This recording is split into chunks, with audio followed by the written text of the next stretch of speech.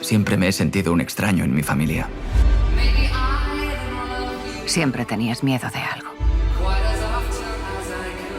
Y siempre intentabas huir, ¿recuerdas? Siento no haber entrado en tu cuarto cuando llorabas. Es curioso, no hace falta mucho. Hola, mi amor. ¿Lista para la fiesta? ¿Puedo ir a ver a mi papá? Lo que pasa es que necesito dormir un ratito para tener fuerzas para la fiesta.